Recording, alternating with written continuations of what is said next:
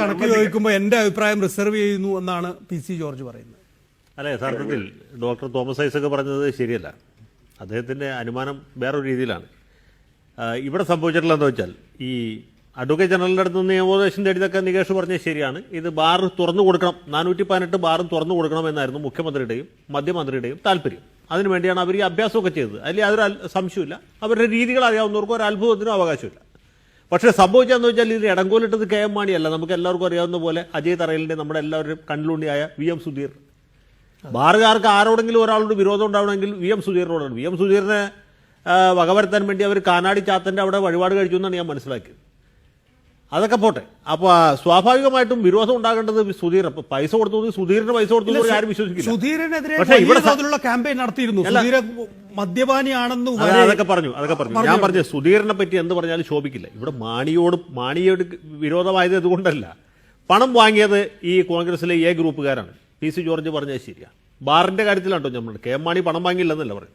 ഈ 19 കോടി അല്ലെങ്കിൽ 20 കോടിയും മേടിച്ചത് കോൺഗ്രസിലെ A ഗ്രൂപ്പുകാരാണ്. ബാർ തുറന്നു കൊടുക്കാമെന്ന് ഉറപ്പ് കൊടുത്തു അവരാണ്. ആഗസ്റ്റ് 14-ാം തീയതി ഇടക്കാല ഉത്തരവുണ്ടാകും എന്ന് അറിഞ്ഞുകൊണ്ട് ആലുവയിലുള്ള ബാറുകൾ ഞാൻ ഇപ്പോൾ ഒന്നേ കാണിച്ചു തരാം. Navaratna bar, Alankar bar, Manjoor and tourist home, എല്ലാവരും നിലം കുത്തിപ്പൊളിച്ച് ടൈൽസ് ഇട്ടല്ലോ. പിന്നെ ടോയ്ലറ്റുകളൊക്കെ വൃത്തിയാക്കിയല്ലോ. ഡിസ്റ്റംബർ അടിച്ചല്ലോ ഭിത്തിയിൽ. ചിലരൊക്കെ റോസച്ചെടികൾ മുമ്പിൽ വെച്ച് പിടിപ്പിച്ചല്ലോ. ഈ എക്സൈസ് കമ്മീഷണറും നികുതി വകുപ്പ് സെക്രട്ടറി കൂടി പരിശോധന നടത്തുമ്പോൾ ഇത് പുതിയ ബാറാണ്, ഇതിലെ നിലവാരം മെച്ചപ്പെട്ടു എന്ന് കാണിക്കാൻ. ഇതൊക്കെ ചെയ്തത് ഇവരുടെ താല്പര്യപ്രകാരമാണ്, A ഗ്രൂപ്പുകാരുടെ താല്പര്യപ്രകാരമാണ്. ഇതൊന്നും നടന്നില്ല. നടക്കാഞ്ഞത് സുധീരന്റെ കടുപ്പിടുത്തം കൊണ്ടും പിന്നെ കത്തോലിക്ക സഭ മുതലായ ആളുകളുടെ ശക്തമായ നിലപാട് കൊണ്ടുമാണ് നടക്കാതെ പോയത്. അതെല്ലാവർക്കും അറിയുന്ന കാര്യമാണ്. KM മാണിക്കെതിരെ KM മാണി ഇടതുപക്ഷത്തേക്ക് പോകാൻ പോകുന്നു എന്ന് വന്നപ്പോൾ ഈ ബാറുകാരെ ഉപയോഗിച്ച് ബിജു രമേശിനെ മുന്നോട്ട് കൊണ്ടുവന്നാണ്. എന്തിനു വേണ്ടി? KM മാണിയെ മോശക്കാരനാക്കാൻ വേണ്ടി. രാഷ്ട്രീയ കൂടാലോചനയുള്ളത് PC ജോർജ് പറഞ്ഞത് ഇതുകൊണ്ടാണ്. PC ജോർജ് പറഞ്ഞ് ഞാൻ എത്രയോ തവണ പറഞ്ഞു, PC ജോർജിന് പറയുന്നതിന് പരിമിതി ഉണ്ട്. അദ്ദേഹം ചീഫ് വിപ്പാണ്. എനിക്ക് ആരും പേടിക്കേണ്ട ആവശ്യമില്ല, ധൈര്യമായിട്ട് പറയാം. യഥാർത്ഥത്തിൽ സംഭവിച്ചിട്ടുള്ളത് ഈ 1 കോടി രൂപ പറഞ്ഞ് KM മാണിയെ മോശക്കാരനാക്കുക, അദ്ദേഹത്തെ താറടിക്കുക, ബ്ലാക്ക് മെയിലിംഗ് ആണ് നടക്കുന്നത്. ഉമ്മൻചാണ്ടിയും രമേശ് ചെന്നിത്തലയും ഒരാൾ പോയി പറയുന്നു മാണി സാറ് രാജിവെക്കണ്ട എന്ന് പറയുമ്പോൾ ഇവർ രണ്ടുപേരും നല്ല നടന്മാരാണ്. ഈ രമേശ് പറഞ്ഞ ഒരു കാര്യം കേട്ടോ, മാണി സാറ് സേഫാണ് എന്ന് പറഞ്ഞ് നിങ്ങൾ ഉദ്ദേശിച്ച് സുരക്ഷിതമാണെന്നല്ല. മാണി സാറും പണവും പണ്ടമൊക്കെ സൂക്ഷിച്ചു വെക്കുന്ന ഒരു സേഫ് പറഞ്ഞു മനസ്സിലായോ? എന്റെ നികേഷ് വെറുതെ കോട്ട് വിട്ട് കഴുത്തിൽ കണ്ടകൗപീറും കെട്ടി ഇതിനെ നടുക്കിരുന്നാൽ പോരാ. നിങ്ങൾക്ക് ബുദ്ധി വേണം. ബുദ്ധി സേഫാണ് എന്ന് പറഞ്ഞാൽ എന്താണ്? പണം സൂക്ഷിക്കുന്ന സേഫാണെന്നാണ്. മനസ്സിലായി? അതാണ് രമേശ് പറഞ്ഞത്. ഇനിയിപ്പോൾ മാണി സാറ് കിടന്നു അപ്പം പുതപ്പിക്കാന്നാണ് ഈ കോൺഗ്രസ്സുകാർ പറഞ്ഞത്. മാണി സാറെ ഒന്നും പേടിക്കേണ്ട, ക്വിക്ക് വെരിഫിക്കേഷൻ ഇത് കഴിഞ്ഞാൽ കഴിച്ചു. അത് ഇപ്പോൾ FIR ആയി, ഇനി കുറ്റപത്രവും. ഇനി കുറച്ച് കഴിയുമ്പോൾ സാറെ കമ്പി പിടിച്ചോ, ഒന്നും പേടിക്കണ്ട, ഞങ്ങൾ ഇവിടെ തന്നെ ഉണ്ടെന്ന് പറയും. കാരണം എന്താ? അതാണ് കോൺഗ്രസ്. നിങ്ങൾ ഉമ്മൻചാണ്ടിയോ രമേശ് ചെന്നിത്തലയും പഠിച്ചിട്ടില്ല. അജയ് തറയിൽ പാവം, അദ്ദേഹം പറഞ്ഞ ന്യായമായിട്ടുള്ള കാര്യങ്ങളെ KPCC എക്സിക്യൂട്ടീവുകൾ നടന്ന കാര്യം മാത്രമേ അജയൻ അറിയാവൂ. അജയൻ അത്ര അറിയേണ്ട ആവശ്യമുള്ളൂ. അദ്ദേഹം KPCC വക്താവാണ്, ഗവൺമെന്റ് വക്താവല്ല. PC ജോർജിന് ഇത് അറിയാം, പക്ഷെ പറയാൻ പറ്റൂല. സത്യം ഇതാണ്. ഇവിടെ മാണി 1 കോടി വാങ്ങിച്ചോ ഇല്ല എന്നുള്ളതല്ല പറഞ്ഞത്, മേടിച്ച് കാണാൻ സാധ്യതയുണ്ട്. അത് ബിജു രമേശ് ഇന്നലെ പറഞ്ഞത് വെച്ച് കമ്പയർ ചെയ്യുമ്പോൾ മനസ്സിലാവും എങ്ങനെയാണ് മേടിച്ചെന്ന് അറിയും. ബിജു രമേശ് പറഞ്ഞെന്താ വെച്ചാൽ, ജ്വല്ലറിക്കാരുടെ അടുത്തുനിന്ന് വാങ്ങിച്ചു, ക്വാറിക്കാരുടെ അടുത്ത് വാങ്ങിച്ചു, ബേക്കറിക്കാരുടെ അടുത്തുനിന്ന് മേടിച്ചു, മൈദയുടെ 4% ഉണ്ടായിരുന്ന തീരുവ എടുത്തു കളഞ്ഞു, പൂജ്യമാക്കി. മൈദ മനുഷ്യർക്ക് കഴിക്കുമ്പോൾ ആരോഗ്യത്തിന് പറ്റില്ല. മൈദ പോസ്റ്റ് ഒട്ടിക്കാൻ നല്ല സാധനമായതുകൊണ്ടാണ്. പോസ്റ്റ് ഒട്ടിക്കലാണല്ലോ മൈദയുടെ യഥാർത്ഥമായ പർപ്പസ്. പിന്നെ ചില ആൾക്കാർ പൊറോട്ട ഉണ്ടാക്കാൻ ഉപയോഗിക്കും. ഇതാണ് അത് വയറ്റിൽ കിടമ്പോൾ പോസ്റ്റർ പോലെ ഒട്ടും. ഞാൻ പറഞ്ഞത് അതുപോലെയാണ് ഈ ബാറുകാരുടെ അടുത്തുനിന്ന് മേടിച്ചത്. ഈ കാശ് മേടിച്ചിട്ടില്ല എന്നല്ല പറഞ്ഞ്, മേടിച്ചിട്ടുണ്ട്, യാതൊരു സംശയമില്ല. മേടിച്ചത് ഈ ബാർ ലൈസൻസ് ഫീസ് കൂട്ടാതിരിക്കാനും പിന്നെ ഇതുണ്ടല്ലോ ബഡ്ജറ്റ് വിൽപ്പന. കറക്റ്റ്, സുനിൽ കുമാർ പറഞ്ഞ ബഡ്ജറ്റ് വിൽപ്പനയാണ്. ടേൺ ഓവർ ടാക്സ് കൂട്ടാതിരിക്കാനുമുള്ള അദ്ദേഹത്തിന്റെ പടിയാണ്. അത് ഇക്കൊല്ലം മാത്രമല്ല, കഴിഞ്ഞ കൊല്ലം, കഴിഞ്ഞ മുമ്പത്തെ കൊല്ലം, അതിന് മുമ്പത്തെ കൊല്ലം മേടിച്ചിട്ടുണ്ട്. അടുത്ത കൊല്ലം കൂടി മാണി സാറ് ഫിനാൻസ് മിനിസ്റ്റർ ആയിരിക്കും, അടുത്ത കൊല്ലം മേടിക്കും. സത്യത്തിലുണ്ടായ സംഭവം ഇതാണ്. പക്ഷെ അദ്ദേഹത്തിന് പറയാൻ പറ്റുമോ ഞാൻ 1 കോടി മേടിച്ചത് ടേൺ ഓവർ ടാക്സ് കൂട്ടാതിരിക്കാൻ വേണ്ടിയിട്ടാണെന്നും അല്ലാതെ ബാറിന്റെ പുതുക്കലുമായിട്ട് എനിക്കൊരു ബന്ധമില്ലെന്നും പുള്ളിക്ക് പറയാൻ പറ്റില്ല. പുള്ളി ഇപ്പോൾ ആപ്പിലായിരിക്കുകയാണ്. ഉമ്മൻചാണ്ടിയുടെ കക്ഷത്തിലാണ് KM മാണിയുടെ കഴുത്തിരിക്കുന്നത്. ആ മുഖത്തേക്ക് നോക്കിയാൽ തന്നെ അറിയാൻ പറ്റില്ലേ, മുഖം കണ്ടാൽ നമുക്ക് വിഷമം തോന്നും. അത് ഇങ്ങനെ നമ്മൾ കണ്ടിട്ടേ ഇല്ല.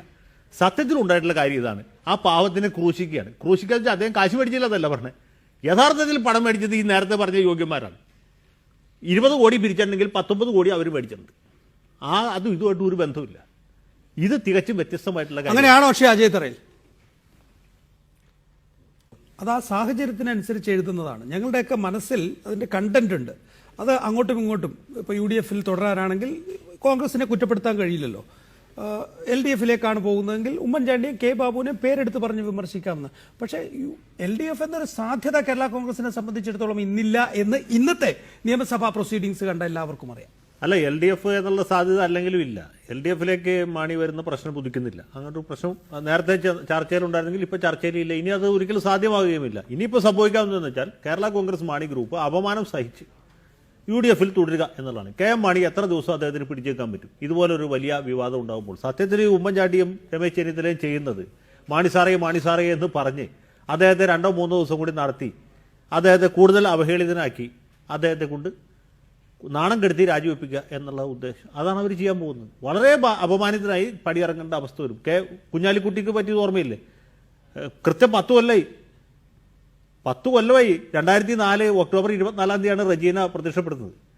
ഈ ഡിസംബർ 26 സുനാമി അടിച്ച ദിവസമാണ് കുഞ്ഞാലിക്കുട്ടി രാജിവെക്കുന്നത്. 2 മാസം അദ്ദേഹം രാജിവെക്കാതെ പിടിച്ചു നിന്നു. പഴുപ്പള ചക്ക കാക്ക കൊത്തുന്ന പോലെയായിരുന്നു അദ്ദേഹത്തിന്റെ പതനം. ഓർമ്മയില്ലേ? പഴുപ്പളാവുമ്പോൾ ചക്ക ഉണ്ടാക്കി കഴിഞ്ഞാൽ ആരും എടുക്കൂല, അതിന് വിലയില്ല, സ്വാദ് കുറവായതുകൊണ്ട്.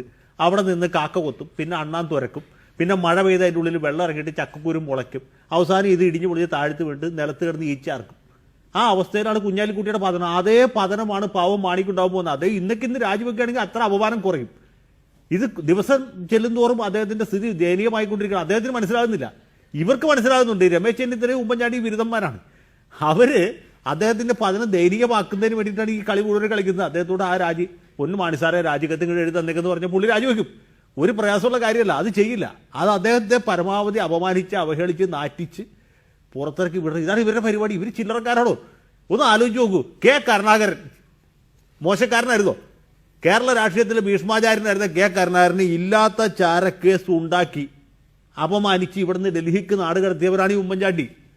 അദ്ദേഹം മാണിയോട് ഇങ്ങനെ ബൈബിളിൽ പറഞ്ഞിട്ടില്ലേ, പച്ചമരത്തോട് ഇങ്ങനെയെങ്കിൽ ഉണങ്ങിയതിന്റെ സ്ഥിതി എന്താകും? ബൈബിളിൽ പറഞ്ഞിട്ടുള്ളതാണ്. ബൈബിൾ വേണമെങ്കിൽ ഞാൻ തരാം, ഇതൊക്കെ ഇടയ്ക്ക് വായിക്കണം നല്ലതാണ്. ബൈബിളിൽ പറഞ്ഞിട്ടുണ്ട്. ബൈബിൾ എന്തായാലും PC ജോർജ് വായിച്ചിട്ടുണ്ടാവും. PC ജോർജ് കേട്ടോതാണ്. ബൈബിൾ വായിച്ചിട്ടുണ്ട്, ഖുറാൻ വായിച്ചിട്ടുണ്ട്, ഭഗവത്ഗീത വായിച്ചിട്ടുണ്ട്, ഇതെല്ലാം വായിക്കുന്നതാണ്. സമയമില്ല. ഇപ്പോ PC ജോർജ് സ്ഥിരീകരിക്കുകയാണ്. എന്താണ് സ്ഥിരീകരിച്ചിട്ടുള്ളത്? വില്ലാളി വീരനാണ്, സ്ഥാനം നിലനിർത്താൻ വേണ്ടി തന്നോട് കളിക്കുന്നവരെ മര്യാദ പഠിപ്പിക്കും എന്നുള്ളത്. അപ്പോൾ കോൺഗ്രസ് ആണ് ഈ ഗൂഢാലോചന നടത്തി മാണിയെ വീട്ടിലിരുത്തിയത് എന്നുള്ള കാര്യത്തിൽ അതിൽ എനിക്ക് നേരത്തെ സംശയമില്ല. PC ജോർജ് ടിവിയിൽ നേരിട്ട് പറഞ്ഞില്ലെന്നുള്ളൂ. PC ജോർജ് അഭിപ്രായം എന്നുള്ളത് നമുക്ക് നേരത്തെ അറിയാവുന്ന കാര്യമാണ്, യാതൊരു സംശയമില്ല. പക്ഷേ ഇവിടെ സംഭവിച്ചിട്ടുള്ളത് ബാലിയല്ല, ബാലിയേക്കാളും ബിരുദനാണ്. കാരണം ബാലിക്ക് എതിരാളിയുടെ പകുതി ശക്തിയെ കിട്ടുള്ളൂ. ഇപ്പൊ മാണി സാറിന് തീരെ ശക്തിയില്ലാതെ ഉമ്മൻചാണ്ടിയുടെ ശക്തി ഇരട്ടിക്കാൻ ചെയ്തിരിക്കുകയാണ്. അതാണ് ഇവിടുത്തെ ഒരു പരിണതി. പക്ഷേ അജയ് തറഹിൽ രാമായണം വായിച്ചിട്ടില്ലെന്ന് എനിക്ക് തോന്നുന്നത്. ബാലി അവസാനം എങ്ങനെയാണ് അന്തരിച്ചത്? സാക്ഷാൽ ഭഗവാൻ ശ്രീരാമൻ അദ്ദേഹത്തെ ഒളിയമ്പ് ചെയ്ത് കൊല്ലുകയാണ് ചെയ്തത്. ഇവിടെ ഒളിയമ്പ് ചെയ്യാനായിട്ടൊരാൾ പതുക്കി നിൽപ്പുണ്ട്, പൊക്കം കുറച്ചൊരാള്. ശ്രീരാമന്റെ പുനരവതാരമായിട്ടുള്ള ഒരു നേതാവ് കേരളത്തിലുണ്ടല്ലോ, ഇപ്പൊ അദ്ദേഹം ഹൈക്കമാൻഡിലാണ്. ബാലി ഉമ്മൻചാണ്ടിയും സുഗ്രീവൻ സുധീരനുമാണ്. ഒളിയമ്പ് ചെയ്യുന്ന റോളിലാണ് ആര്? മറ്റേ പുള്ളി. അപ്പൊ അജയൻ അത് അറിഞ്ഞിരിക്കണം കേട്ടോ. അജയ രാമായണം മുഴുവൻ വായിക്കണം, കുറച്ച് വായിച്ച് നിർത്തരുത്.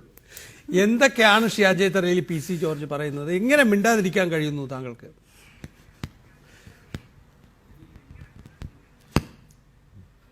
അല്ല, PC ജോർജ് ആദ്യമേ പറഞ്ഞുകൊണ്ടിരിക്കുകയല്ലേ ഇങ്ങനെ.